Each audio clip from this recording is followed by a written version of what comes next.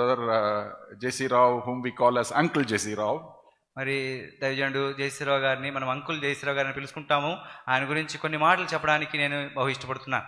And still his funeral is not over. ఆయన ఇంకా భూస్థాపన ఇంకా అవలేదు ఇంకా. So we all miss him. He is in our memories. ఆయన మనము కోల్పోయాము, అయితే ఆయన మన జ్ఞాపకాల్లో ఉన్నారు. And I had very close fellowship and relationship with him for the last more than 12 years. గత 12 సంవత్సరాల పాటుగా ఆయనతో అత్యంత సన్నిహితమైన సహవాసాన్ని నేను కలిగి ఉంటున్నాను. And it was a very personal and very close relationship. అది చాలా వ్యక్తిగతమైన మరి సన్నిహితమైన సంబంధం అది. We ministered in various places together. ఇద్దరం కలిసి పలు స్థలాల్లో పరిచయం చేస్తూ వచ్చితిమి. And also we used to attend and minister in the holy convocations in Delhi every year.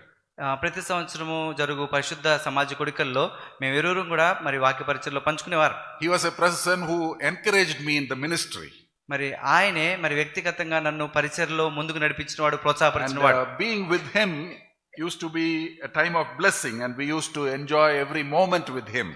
ఆయనతో కలిసి ఉన్న సమయం అంతా కూడా మరి ఎంతో ధన్యకరంగా ఉండేది, ఎంతో మరి చక్కగా ఆహ్లాదంగా ఉండేది. His love, advice, care, hospitality, everything we used to enjoy.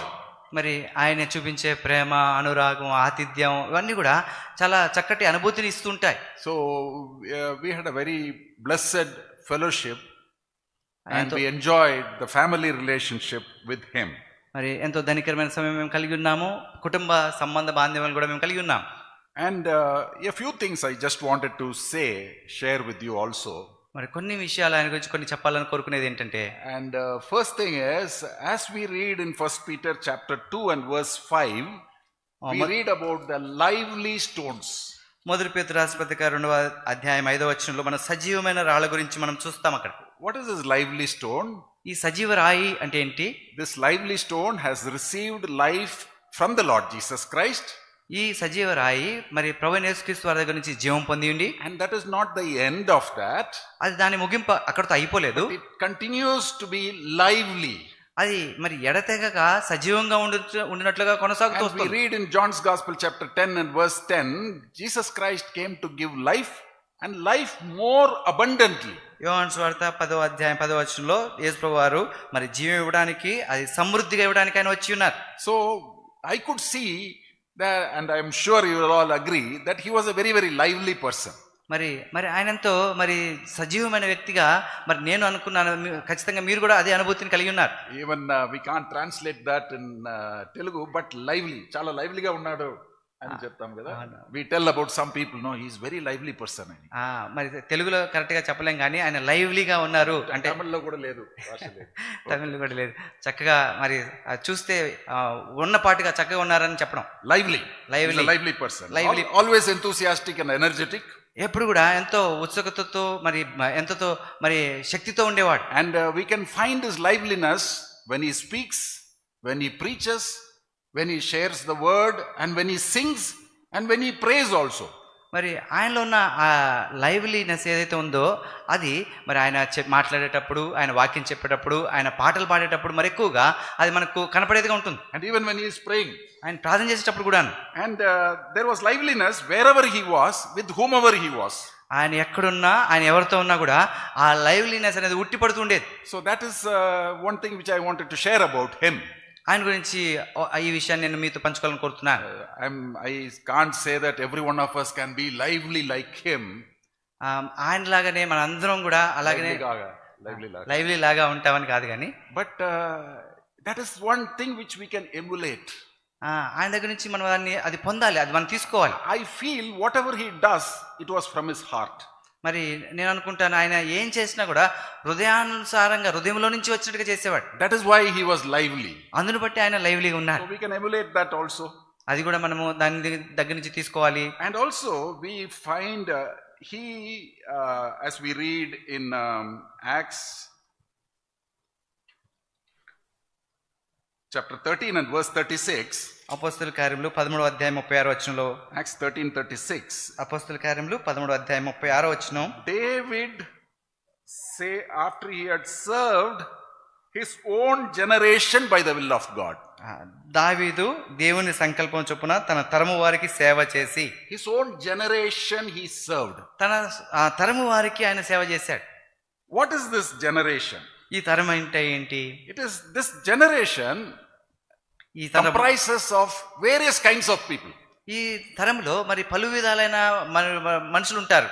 Young and old are there, మరి మరి యవనస్తులు, పెద్దవారు, and children are there, పిల్లలు, and village people may be there, మరి గ్రామస్తులు, and city people may be there, highly cultured people may be there. బాగా నాగరికత చెందిన వారు, పట్టణస్తులు.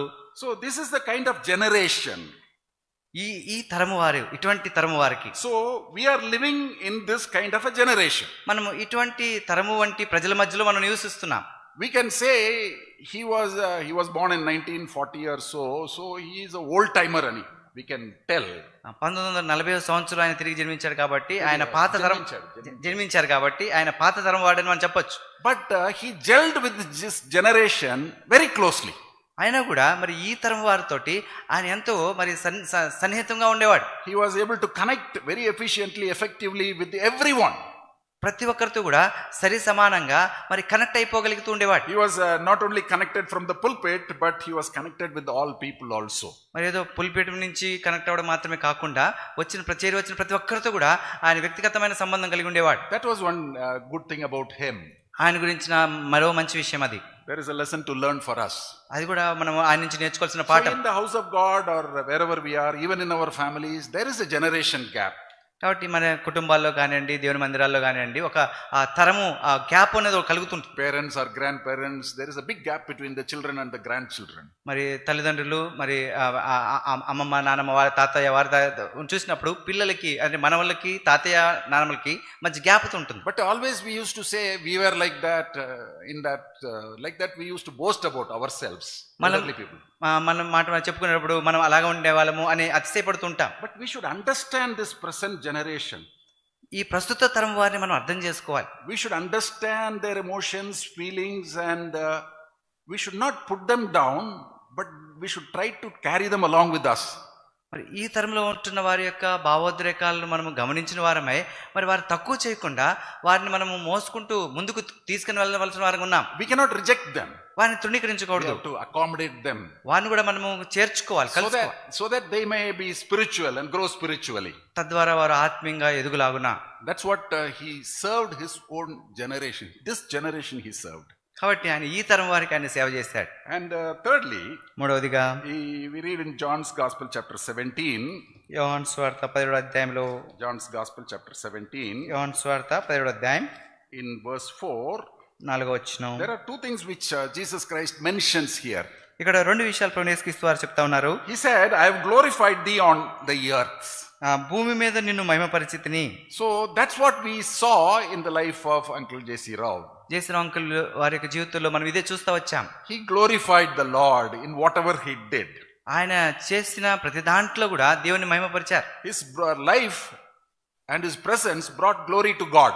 మరి ఆయన జీవితము, ఆయన సన్నిధి అంతా కూడా దేవునికి మహిమ తీసుకుని వచ్చింది. His ministry, fellowship, his songs, what he has composed and what songs he sings, it was glorifying. మరి ఆయన చేసిన పరిచర్య, మరి ఆయన రాసిన పాటలు, పాడిన పాటలు, ఇవన్నీ కూడా ప్రభువునికి ఎంతో మహిమను చేకూర్చాయి. We could always feel that. అది మనం అనుభవించిన వారంగానే ఉన్నాం. He glorified the Lord in this earth. ఈ భూమి మీద దేవుణ్ణి ఆయన మహిమపరిచారు. That is an example for us. అది మనకు ఒక దృష్టాంతంగా, ఉదాహరణగా ఉంది. In our earthly life, we should glorify God in whatever we do. మరి ఈ భూ సంబంధమైన జీవితంలో మనం చేస్తున్న ప్రతి దానిలో కూడా ప్రభువుని మహిమపరచాలి. And finally, in John's Gospel chapter 17 and verse 4 itself, మరి యోహాను సువార్త 17వ అధ్యాయం 4వ వచనంలోనే చివరిగా, I have finished the work which thou gavest me to do. చేయుటకు నీవు నాకు ఇచ్చిన పని నేను సంపూర్ణంగా నెరవేర్చి. So God had given him a work to do. మరి దేవుడు ఆయనకు ఒక పని ఇచ్చారు చేయడానికి, even in his old age. ఆయన వృద్ధాప్య సమయంలో కూడా. So that work he completed. ఆ పని ఆయన నెరవేర్చారు. In one convocation, I think in the year 2024 in Bangalore, he was mentioning that he wanted to stop or slow down the ministry. 2024 సంవత్సరం అనుకుంటా ఒక పరిశుద్ధ సమాజ కుడికల్లో బెంగళూరులో ఆయన మరి ఇంకా చేసింది ఇంకా చేయలేనిలే, ఇంకా సరిపోతుందిలే అని అయిపోవాలనుకున్నారు. when he decided and was thinking like that, అలాగా మరి తీర్మానించుకుని ఆలోచిస్తుంటుండగా God, he read the verse from the calendar and he was revived again to continue the ministry. మరి ఒక క్యాలెండర్లోకి వచ్చడం ద్వారా మరి ఉజ్జింపబడి మరి తన పరిచయం ముందుకు కొనసాగించారు ఇంకా. And his children were many times worried about his physical ailment. He has got a pacemaker, he's highly diabetic and all those things. He can't walk fully well. They wanted him to slow down, but he said, no, I will move around.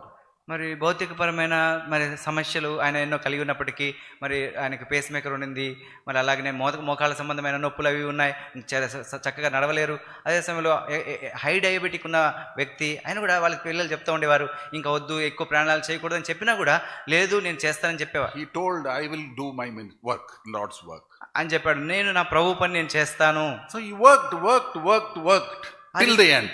చివరి వరకు ఆ రీతిగా పని చేసి వెళ్ళారు. Because it was the work given by the Lord to him. ఎందుకంటే అది దేవుడు ఆయనకి ఇచ్చిన పని అది. And how he went to be with the Lord, ఎలాగ ఆయన ప్రభు దగ్గర ఉండడానికి వెళ్ళిపోయారు. like it is said, a soldier if he dies in the battlefield, it is a great honor to him.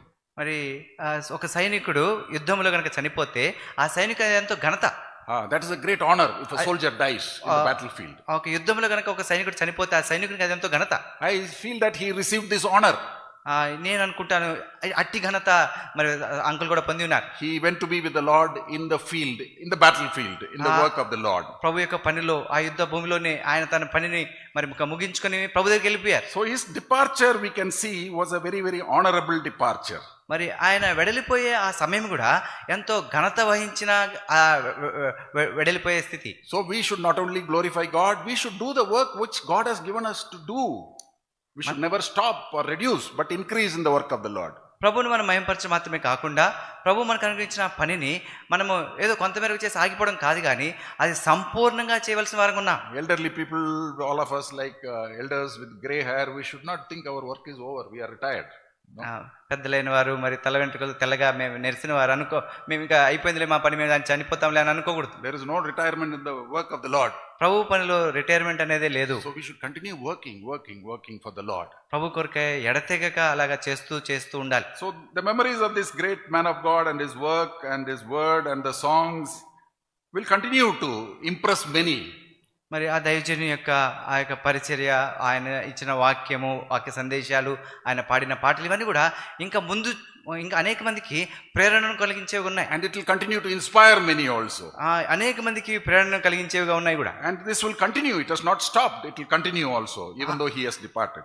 ఆయన వెళ్ళిపోయినా కూడా అది ఇంతటితో ఆగిపోదు, కానీ ఇక ముందు కూడా ఆ స్థితి కొనసాగేదిగా ఉంది. His life was a life worth emulating, especially for the younger people also to emulate and follow this great man of God who followed the Lord wholly.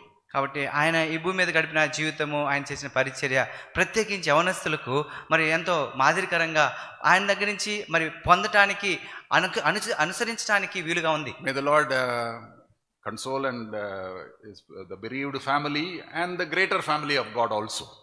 మరి విడిచిపెట్టిన కుటుంబానికి, అదే దేవుని యొక్క మరి పెద్ద కుటుంబానికి కూడాను మరి ఆయన ఆదరణ కలిగించును గాక. Shall we